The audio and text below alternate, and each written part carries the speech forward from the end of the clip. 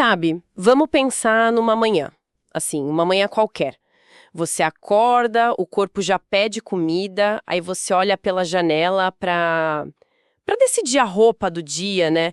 Já começa a calcular o melhor caminho para o trabalho. São tipo dezenas de pequenas decisões, pequenas ações que a gente faz quase sem pensar direito.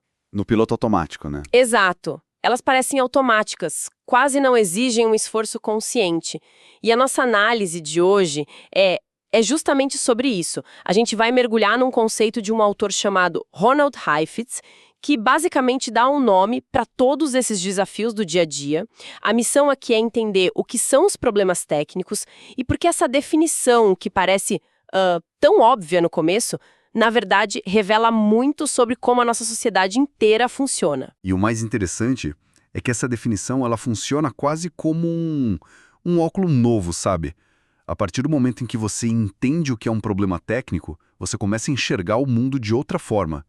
E, principalmente, começa a identificar aqueles outros problemas, os mais complicados, que a gente muitas vezes trata como se fossem simples, mas não são. É uma ferramenta de diagnóstico para a vida. Ok, então, vamos desvendar isso.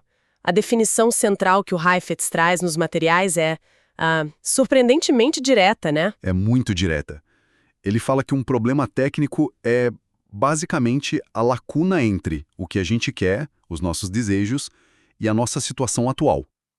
Parece até simples demais, não parece? Parece, mas a chave não está na lacuna em si. Está em como a gente preenche essa lacuna. Os exemplos que os textos trazem são os mais básicos possíveis, e é isso que os torna geniais. A lacuna é, estou com fome. A situação atual é, não comi. E a solução é almoçar. Exato. A lacuna é, preciso estar no trabalho às 9. A situação atual é, estou em casa às 8. A solução é, pegar um transporte. Certo. São ações que a gente faz todo dia para preencher essas lacunas. Mas o que exatamente faz delas um problema técnico? Onde é que está o pulo do gato? O pulo do gato, o ponto crucial, é que o conhecimento, os processos e os sistemas para resolvê-los, eles já existem. Estão disponíveis. Nós, como indivíduos, a gente não precisa inventar a agricultura toda vez que sente fome. Certo. A gente não precisa inventar a roda ou projetar o metrô toda vez que precisa sair de casa. A solução já foi desenvolvida, testada, refinada por outras pessoas, ao longo de gerações. Ah, entendi. Então, ser técnico significa que alguém, em algum lugar, já descobriu a receita do bolo, a gente só precisa seguir os passos. Exatamente. A principal característica é que eles são rotineiros. São tão parte do nosso dia a dia que a gente resolve sem grande esforço consciente, porque estamos nos apoiando em décadas, às vezes séculos, de soluções que já existem. A solução está pronta para uso, digamos assim. Isso pronta para uso, perfeito. Sabe, o que eu achei mais contraintuitivo nessa ideia toda foi justamente isso. A gente pensa nesses problemas como coisas banais, né?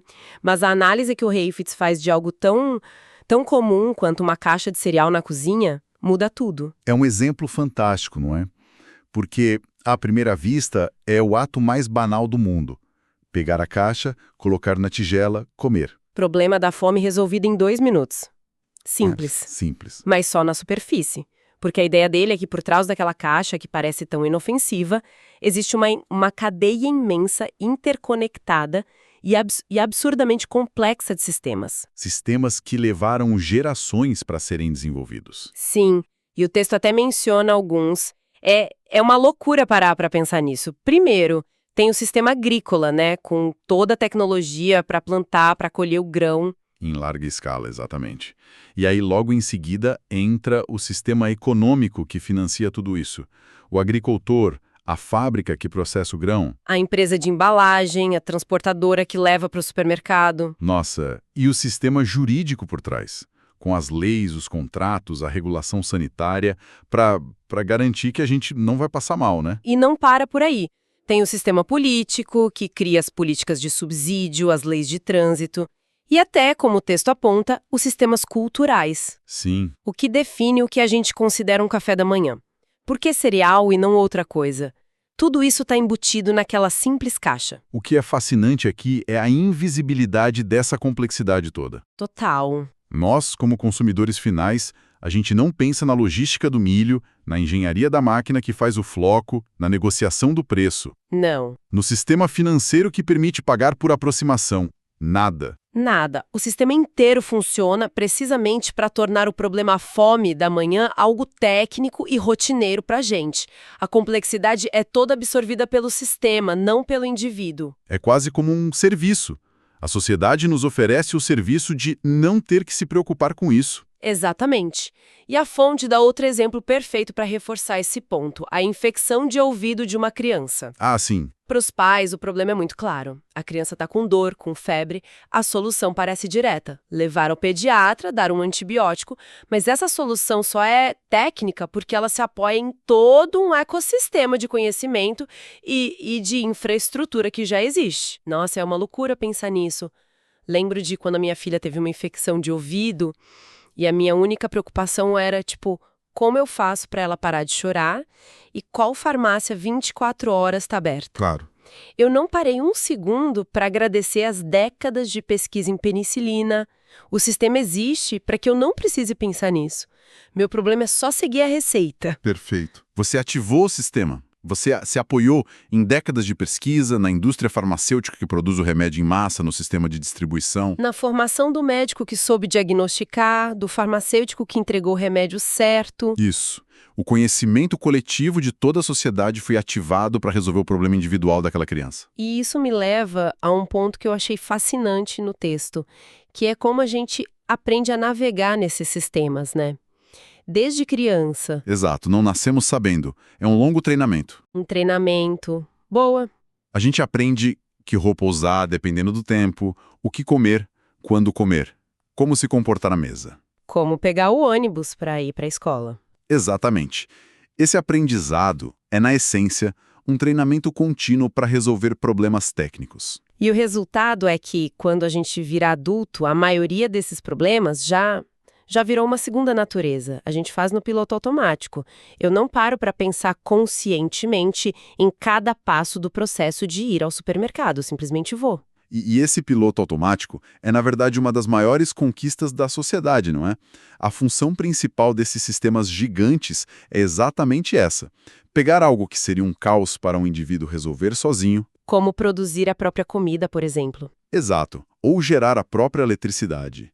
E transformar numa tarefa rotineira, gerenciável e eficiente. Libera nossa energia, nosso tempo. Para focar em outros desafios, para inovar, criar. Para construir relacionamentos, para qualquer outra coisa. Os sistemas resolvem o básico para que a gente possa se ocupar do que é verdadeiramente complexo e novo. Pera, essa parte é importante.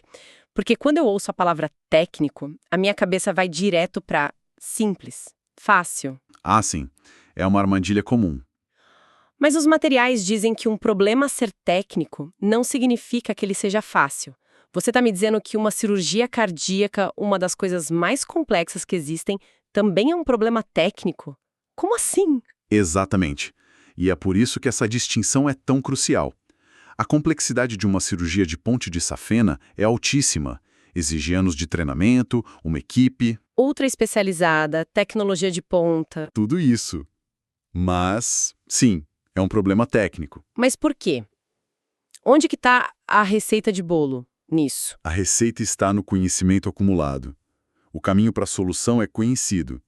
Existe um protocolo, um manual, uma série de procedimentos testados e validados que, se forem seguidos por especialistas, levam a um resultado previsível. Entendi. O desafio para a equipe não é inventar a cirurgia ali na hora, mas executá-la com perfeição. É sobre aplicar um conhecimento que já existe. Não sobre criar um conhecimento novo. Exatamente. A distinção não é sobre a dificuldade da execução, mas sobre a existência ou não de uma solução conhecida. Certo. Então, construir um arranha-céu é um problema técnico. Dificílimo, mas técnico. Perfeito. Consertar o motor de um avião. A mesma coisa. O conhecimento já está lá, na mão dos especialistas. Perfeitamente. A questão é, existe um especialista ou um manual que você pode consultar para resolver isso? Se a resposta for sim, provavelmente estamos falando de um problema técnico, por mais cabeludo que ele seja. Então, o que tudo isso significa? Fazendo um balanço aqui, o que a gente tira dessa análise é que os problemas técnicos são essas lacunas do nosso dia a dia. Grandes ou pequenas. Isso, para as quais nós, como sociedade, já desenvolvemos o conhecimento, as ferramentas, os sistemas para resolver. Eles são a base invisível da nossa vida, sustentados por essa teia gigante de sistemas que operam nos bastidores. Desde a nossa caixa de cereal até uma sala de cirurgia. Exato. E ter essa clareza toda sobre o que é, de fato, um problema técnico, isso levanta uma questão importante, talvez a mais importante de todas. Que seria? O conceito nos ajuda a identificar com uma precisão incrível os problemas para os quais a gente já tem respostas, para os quais podemos buscar um especialista ou seguir um procedimento. Mas e quanto a todos os outros? Certo. Quais são os desafios que a gente enfrenta, seja na vida pessoal, na carreira ou como sociedade, para os quais simplesmente não existe um manual Não tem um especialista com a resposta pronta. ou um sistema preparado para dar a solução? E aí, o mais crucial, como é que a nossa abordagem precisa mudar radicalmente quando a gente percebe que está diante de um problema que, por definição, não é técnico?